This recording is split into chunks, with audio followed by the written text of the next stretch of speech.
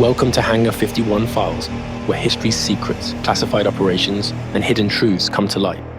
From Cold War black ops to the future of warfare, from lost artifacts to emerging defense technologies, we investigate the stories buried beneath official narratives. No speculation, no clickbait, just hard-hitting research, expert analysis, and the pursuit of truth. You're now inside the briefing room. Stay sharp, stay curious. This is Hangar 51 Files. Welcome to the Deep Dive. Thanks for joining us as we plunge into another stack of sources you brought us. Good to be here. Today we're heading into, well, a particularly unsettling area, the hidden history of biological programs. It's a deep dive into a different kind of power, really, a secret threshold that has operated in the shadows, influencing events in ways many of us might not fully grasp. It really is, and it's a history that deals with weapons quite unlike conventional ones. Our sources make that very clear. Right. We're not talking about blunt force trauma or, immediate explosive power. Biological weapons are designed specifically to incapacitate or kill through disease. And that definition right there, it just hints at their insidious nature, doesn't it? Yep. Based on the material you've provided, these agents are often odorless, colorless, tasteless. Yeah, undetectable by normal human senses. So you wouldn't necessarily know you've been exposed until it's potentially too late. Exactly. And the critical difference, as highlighted in these documents, is the incubation period. Yeah. Unlike a chemical agent, where you might see or smell something and symptoms appear relatively quickly, with a biological agent, days, maybe even weeks, can pass after exposure before any symptoms manifest. Right. This delay, it makes detection incredibly difficult. And effective protection or treatment becomes a real race against time once an outbreak actually begins. So it's fundamentally different from chemical attacks, where detection time is, faster, more immediate countermeasures might be possible. Precisely. A completely different challenge for defense and response. And because the potential impact is so widespread, so devastating, aiming to affect whole populations rather than just, say, military targets, these weapons fall under that terrifying umbrella term, weapons of mass destruction, or WMD. Yes, WMDs. As they're described in the sources, they are strategic weapons. The idea is they're designed to have consequences that far, far outweigh their physical size or the immediate effort of deployment. Okay. Their purpose is often to target a country's fundamental capacity to function, its population, its economic base, its resources. And biological weapons fit this perfectly then. Aiming for widespread death, illness, panic. Basically crippling an adversary. That's the strategic logic, yes. The sources you've shared, they guide us through the development and the intense secrecy surrounding these programs, taking us on, quite a historical journey. They do. We'll start with some truly dark moments from the Second World War, move through the intense hidden arms race of the Cold War, and then touch on some of the concerns that persist into the modern era. And we'll be using these documents you've curated as our map, essentially, to navigate this complex and often, frankly, disturbing history. Absolutely. And based on the material you've brought, there's really no better or perhaps no worse place to start than with the documented horrors of Japan's wartime biomedical experimentation. Right. Unit 731. Yes. This is a chapter detailed quite extensively in your sources, providing a grim look at state-sponsored biological warfare research involving human subjects. Okay, let's unpack this section of the sources first. The material introduces us to a really pivotal figure, Shiro Ishii. A medical officer. Yes, and he was instrumental in the creation of what became known initially as the Ishii unit. Right.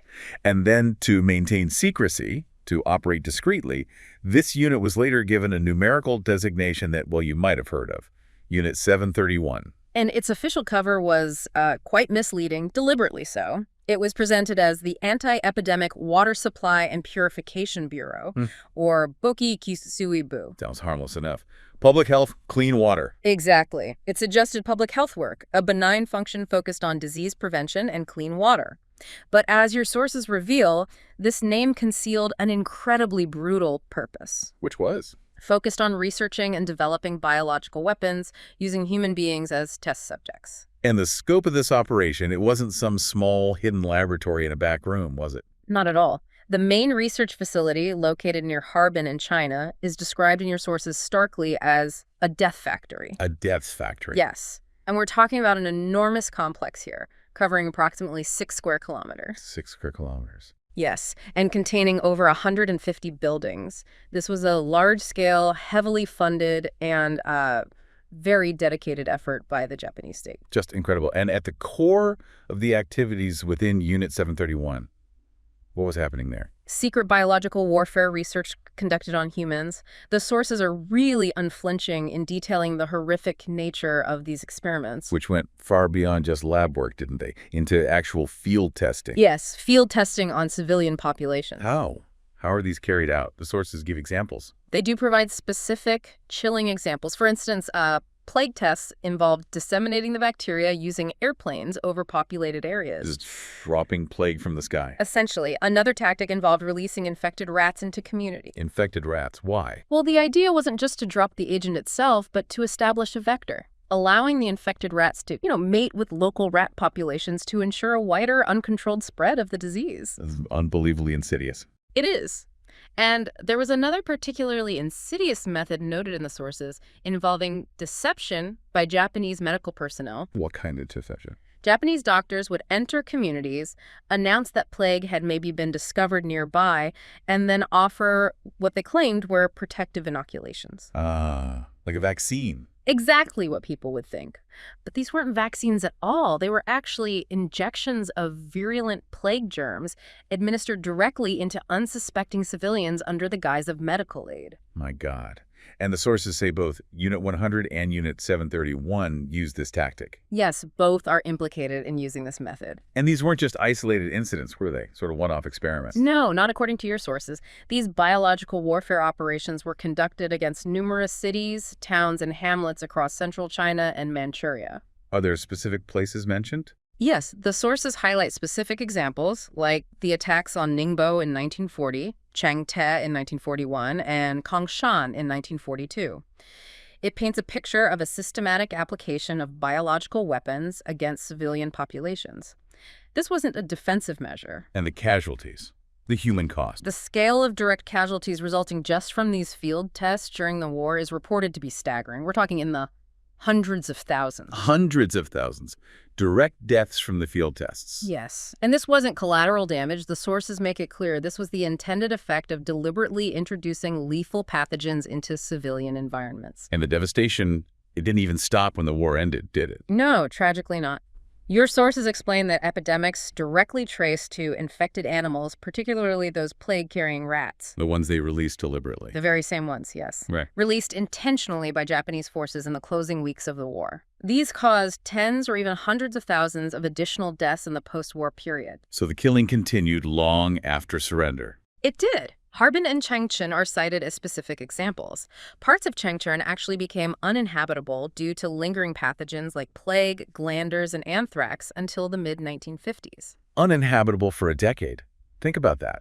Areas rendered unsafe to live in for 10 years after the conflict because of the remnants of these biological weapons. It underscores the persistence and danger. And beyond the field tests, the sources delve into the deeply disturbing details of vivisection and dissection conducted by Unit 731 and associated groups. Vivisection, operating on live subjects. Yes, and these weren't performed for any legitimate medical purpose. Shockingly, the Japanese secret police, the Kempite, actually used vivisections and dissections as methods of execution. As a form of execution. That's what the sources state. They include a particularly horrific account of decapitated prisoners who were immediately dissected, with their still beating hearts removed and placed on a scale. That's hard to even process. The level of cruelty, the dehumanization. It's almost impossible to comprehend, yes. And it wasn't limited just to captured enemy soldiers or civilians from occupied territories, was it?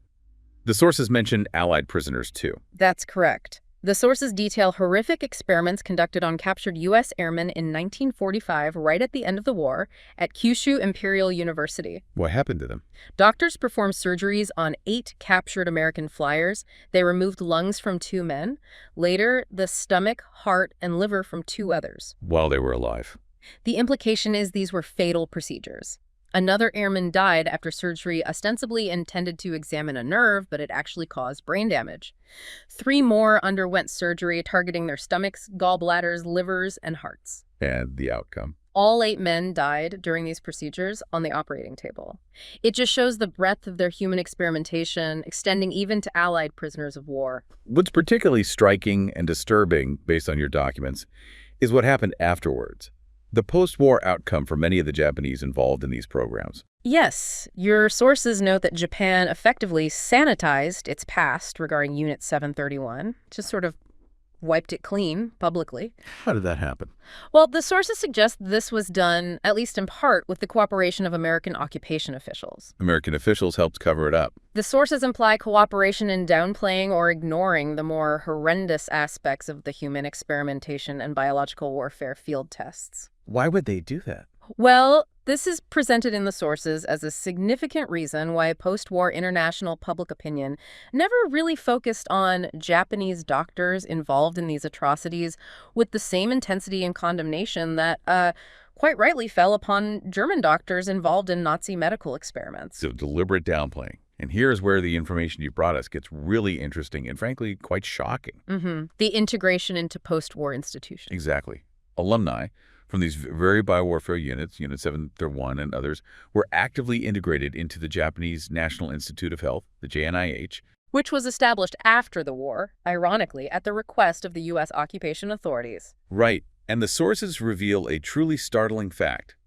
From the JNIH's inception in 1947 until 1983, almost every single director, with only one exception, Almost every director had previously served in a biological warfare unit. That's astounding. And furthermore, 4 of these directors are explicitly identified in the sources as having conducted human experiments, including vivisections, during the war. People who had performed vivisections became directors of the National Health Institute. Yes.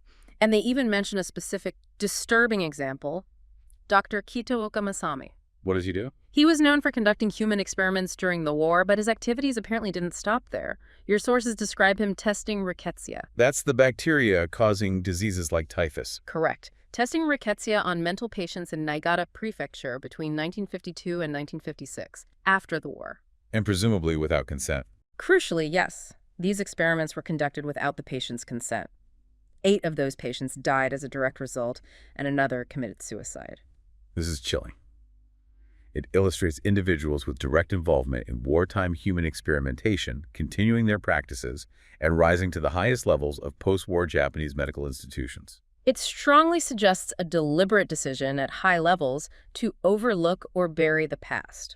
In exchange for something. Indeed, the sources strongly imply that this cooperation, the sanitization of history, and the integration of these scientists into post-war institutions might have been linked to the transfer of the vast amounts of biological warfare data and research gathered through Unit 731's horrific human experiments. To American occupation officials. Yes. This data, gathered through unspeakable means, was considered valuable. So the horrific knowledge gained through unimaginable cruelty was, according to these sources, acquired and potentially utilized by the victors, allowing the perpetrators to largely escape accountability. That seems to be the implication in the material. And this just sets the stage perfectly for the next phase your sources explore, the Cold War, where biological weapons moved from these wartime atrocities into a terrifying, hidden arms race between the superpowers. Absolutely. Transitioning to the Cold War context, the documents you've provided offer significant insights, particularly from the perspective of Dr. Kenneth Alibek. Right, a former high-ranking Soviet bioweapon scientist who defected. Exactly. His perspective sheds light on the vast Soviet biological program. And his own journey, his motivation for working in this field, even as a physician, are explained in the sources. Yes, he describes a climate of intense fear and pressure. Scientists like him were told constantly that conflict with the West was, well, inevitable. Okay. Propaganda portrayed the U.S. and NATO as this powerful, aggressive enemy armed with sophisticated weapons, supposedly determined to destroy the Soviet Union. And they were specifically told the U.S. was pursuing offensive BW. Explicitly. They were told there was reliable intelligence indicating the U.S. was continuing to develop offensive biological weapons.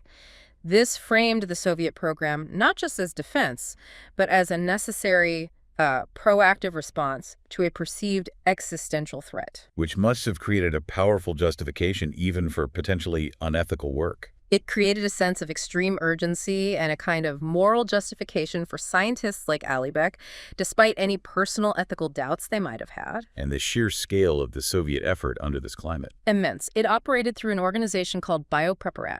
Bioprepper. That sounds civilian. Ostensibly, yes. Right. It was presented as a civilian complex focused on pharmaceutical production, public health initiatives, things like that. No reality.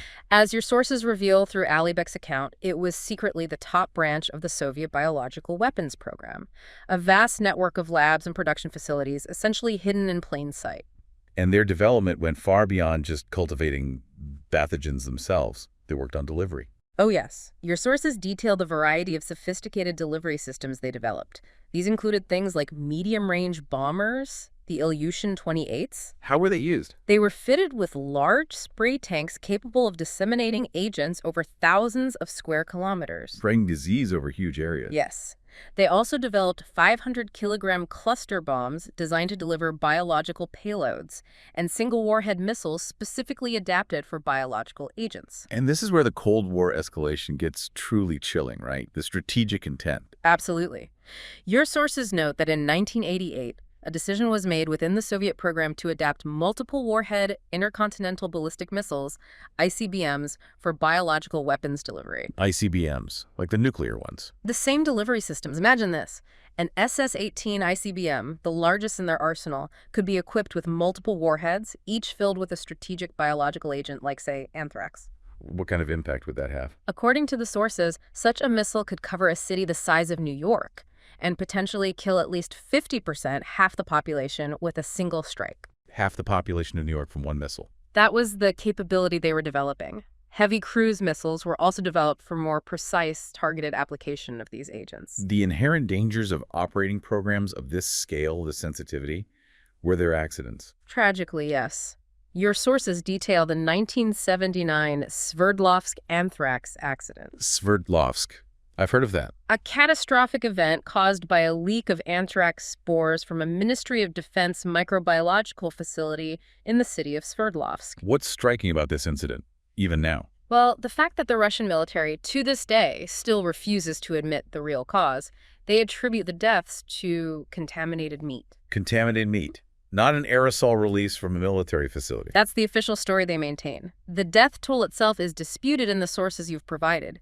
Numbers range from an acknowledged 68 up to 105 deaths. But potentially higher. Potentially thousands, according to some claims. Alibek's own sources put the number at 105, and he estimates that the accident released a relatively small amount of anthrax spores, maybe less than 100 grams. Less than 100 grams caused over 100 deaths. Yes. It just underscores the extreme lethality and danger of these agents, even when accidentally released in small quantities. And there's even an anecdote in the sources from Alibek about internal security. Yes, a fascinating, if unsettling one. In 1984, a military scientist working at the Sverdlovsk facility actually stole a genetically altered strain of tularemia. Tularemia, that's another serious bacterial disease. Why would he steal it? His motive, he wanted to use it for research to earn a PhD. He stole a weaponized, genetically altered pathogen for his dissertation. Apparently so. It highlights not just the existence of these dangerous modified agents, but the potential for, well, lax security and bizarre personal motivations, leading to the theft and potential proliferation of deadly materials, even within a supposedly tightly controlled state program at its height. Incredible. Did Alibek's own perspective ever change about the necessity for this program? It did, yes, particularly in the late 1980s, after a director from one of the Bioprepper institutes defected to Great Britain. Ah, high-level defection. Yes. The Soviet Union faced intense pressure from both the US and the UK regarding their biological weapons activities, because this defection really revealed the true nature of biopreparat. And this affected Alibek. He noted this pressure served as a first wake-up call for him. It made him begin to question the prevailing narrative he'd been fed for years, that the U.S. was equally engaged in a large-scale, active, offensive biological weapons development program. Which brings us naturally to the U.S. side of this Cold War equation. Exactly. The sources indicate the Soviets, from Alibek's perspective, were actively trying to identify suspected U.S. offensive biological weapons facilities. Yes, their intelligence services targeted sites like the U.S. Army Medical Research Institute of Infectious Diseases at Fort Detrick in Maryland. Fort Detrick, that comes up a lot. It does. Also the Pine Bluff Arsenal in Arkansas, Dugway Proving Grounds in Utah, and even, interestingly, civilian-sounding places like the Salk Institute vaccine plant in California. Believing these might be fronts for secret BW work. That was their suspicion, yes, that these were part of a U.S. offensive program. And while the public posture of the U.S. program evolved over time, your sources do document extensive U.S. testing activities, some with similar issues of secrecy. They do. A 1994 Senate report is cited, for instance, detailing Department of Defense experiments on military personnel, often conducted without their full knowledge or consent regarding the specific risks or agents involved. Though there was one exception noted, Operation Whitecoat. Yes, Operation Whitecoat ran from the 1950s into the 70s. It involved about 2,200 military personnel who voluntarily participated in experiments where they were exposed to various biological agents. So that's presented as distinct because the participants were volunteers, they consented. Correct, unlike many other reported tests. But there were numerous instances of involuntary exposures and large-scale environmental tests. Absolutely. Dugway Proving Ground in Utah was a primary site for both chemical and biological agent testing between 1951 and 1969. And there was that infamous incident there. Yes, the sources mention an open-air aerodynamic dissemination test in 1968 that went badly wrong. It accidentally killed approximately 6,400 sheep on neighboring farms. 6,400 sheep. While that specific incident often involved a nerve agent, not biological, it starkly highlights the inherent risks of large-scale open-air testing of any WMD-type agents. Things can go wrong. And perhaps even more disturbing, the sources detail Project 112 and its sub-project, Project SHAD. Right, SHAD standing for Shipboard Hazard and Defense. What did these involve? They ran from 1962 to 1973. Yes. Project 112 involved 134 vulnerability tests overall. Project SHAD specifically involved 37 secret tests. Secret tests using what? Using real chemical and biological warfare agents, conducted on U.S. Navy ships and personnel, often without the crew's knowledge. Without their knowledge, they were test subjects and didn't know it. That's what the sources indicate. These operations took place off the coasts of various locations, including Florida, California, and Hawaii. Imagine being a sailor on a vessel, just doing your job, and unknowingly being exposed to live BW agents as part of a secret test. It's a deeply disturbing thought, yes. Your sources also shine a light on the CIA's involvement in these areas, particularly through that now infamous project, MKUltra. Yes, MKUltra. It's described in the documents as a highly sensitive funding mechanism, basically designed for research and development projects considered too sensitive to be handled through normal government channels. And its purpose was explicitly stated as? To study the use of biological and chemical materials for the covert alteration of human behavior. Altering human behavior, meaning mind control, incapacitation. Finding ways to influence, control, or incapacitate individuals using these agents, crucially without them knowing what was happening or who was responsible. Covert action capability. And crucially, this research wasn't just confined to secure government labs. No, that's a key point in the sources. The CIA conducted this research through arrangements with a wide array of external institutions. Like universities. Hospitals. Yes, your sources list universities, hospitals, pharmaceutical companies, and private research organizations. Over 80 institutions in total were involved, wittingly or unwittingly. Why use outside institutions? This practice allowed the CIA to conduct sensitive, potentially highly controversial and deniable research using these outside groups as cover or as cutouts. And Fort Detrick, the military biofacility, it also played a role supporting the CIA. Yes, a 1957 Inspector General report mentioned in your sources details Fort Detrick's role in supporting the CIA's biological and chemical warfare capability. So it wasn't just theoretical work. It involved the development and handling of actual agents. And one of the most shocking revelations from the MKUltra documents, according to your sources. The testing on U.S. citizens. Yes, that covert testing was explicitly carried out on unwitting U.S. citizens. The stated goal being to develop a capability for the clandestine use of these biochem materials to induce specific physiological or mental conditions for operational use. So not just against foreign targets, domestically applied. That's what the documents suggest. And the sources provide a specific, tragic example that really underscores the reckless nature of these experiments. Yeah. The case Dr. Frank Olson. Yes, Dr. Olson, a civilian employee of the Army working on biological defense research at Fort Detrick. What happened to him? He was given LSD without his knowledge or consent by CIA staff, including Dr. Sidney Gottlieb, a key figure running MKUltra. They just dosed him. As part of an experiment, yes. Shortly after this non-consensual dosing, Olson exhibited severe symptoms of paranoia and schizophrenia. And tragically, he later fell to his death from a hotel window in New York City. And the CIA's reaction? They conducted an internal investigation, but your sources cite the CIA's general counsel at the time commenting on the experiment's very casual attitude, acknowledging that the risks to human health and life were clearly at stake in such non-consensual testing.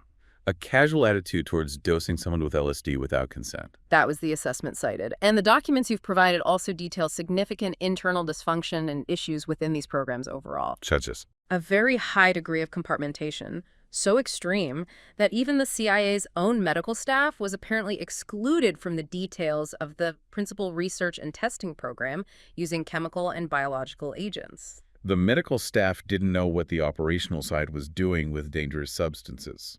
That's the implication. There were also turf wars and jurisdictional conflicts between different intelligence agencies.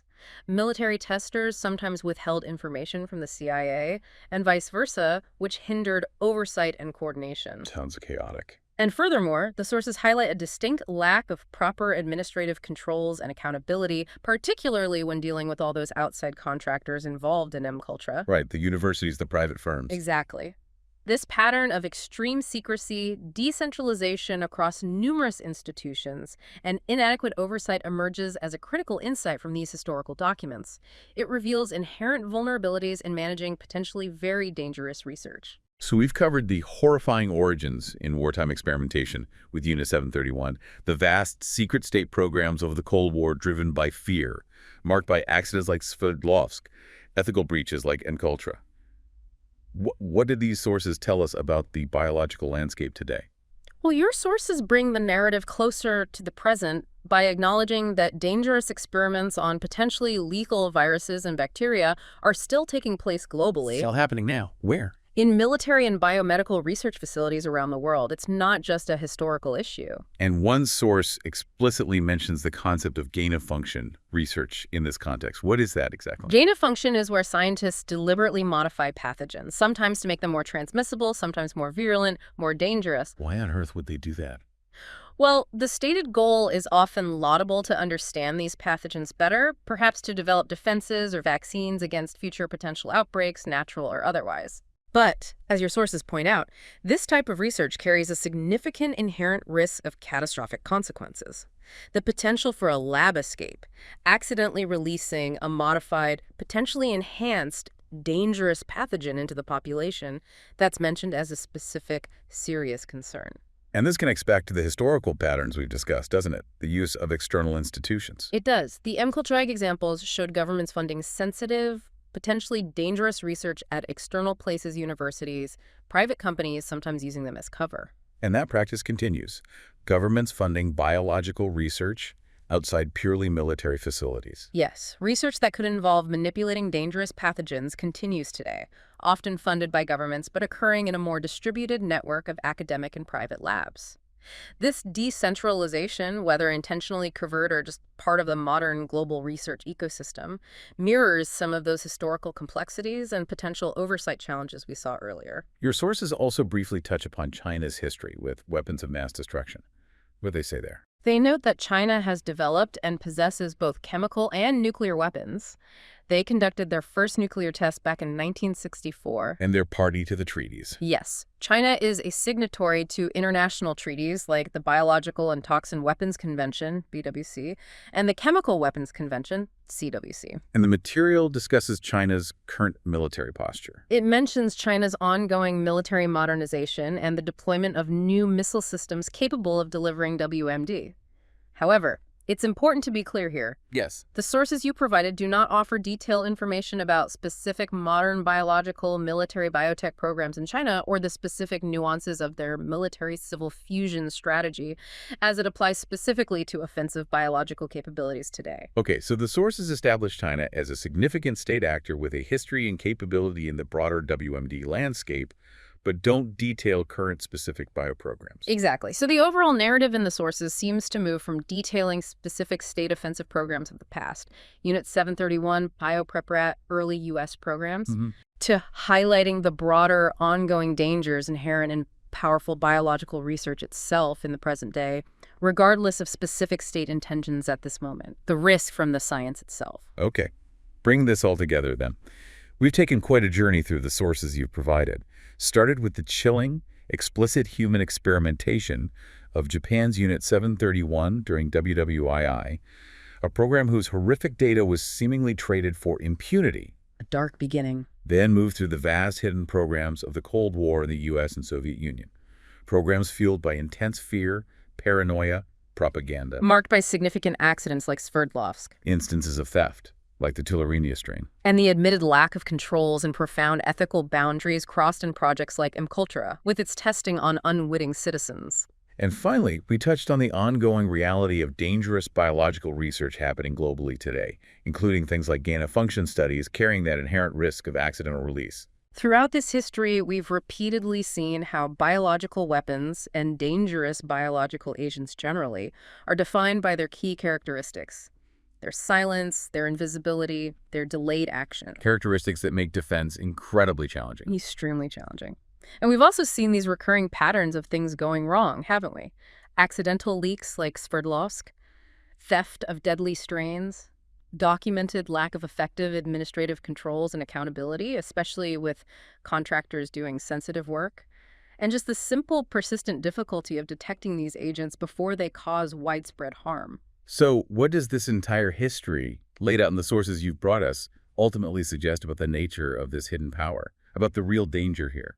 Well, perhaps the most profound, overarching danger revealed by tracing this history isn't solely the deliberate, malicious use of biological weapons by a state actor, though that obviously remains a horrific possibility. Well, else then? The consistent pattern of accidents, leaks, the potential for proliferation enabled either by stolen materials or simply by the distributed nature of modern research, and the potential unintended consequences of powerful research like gain-of-function studies. Yes. All these points, drawn directly from the sources we've discussed, they seem to point towards a different, perhaps equally terrifying risk: the increasing potential for simply losing control over biology itself. Losing control. Not necessarily deliberate attack, but loss of containment, unintended consequences. Exactly. Through accidents, through proliferation, or through the unforeseen results of manipulating life at its most fundamental level.